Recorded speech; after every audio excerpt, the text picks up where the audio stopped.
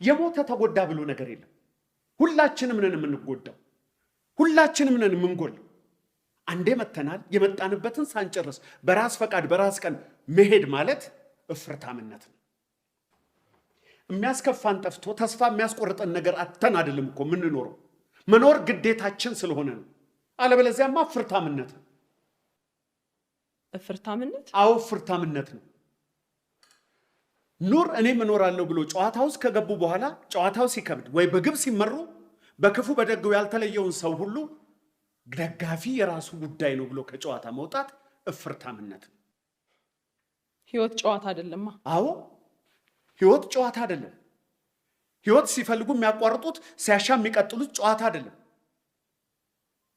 ከፈጣሪ ጋር ከሰውም ጋር የሚገቡት ግዴታ አለበት። ራስን ማሰናበት ቀላል ቢመስልም በውስጡ ያለው ጭካኔና ፍርሃት ግን ሰብአዊ አይደለም።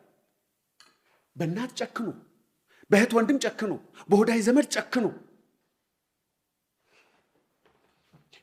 ከሁሉ በላይ በራስ በክቡር ሰውነት ላይ ጨክኖ ራስን ማጥፋት የፈሪ ድርጊት ነው። አንቺም ፈሪ ነሽ። ፈሪ ለእናቱ? ለእናት መሆን እንዲህ ነው እንዴ? እናትሽን አንዴ ባየሻቸው፣ አባትሽን አንዴ ባየሻቸው። አይቻቸዋለሁ። እነዚህ ወላጆችሽ፣ እነዚህ ቤተሰቦችሽ አያሳዝኑሽም? ያሳዝኑኛል። ታዲያ እንዲህ ይጨከናል? እኔም ተጨክኖብኝ ነው የጨከንኩት።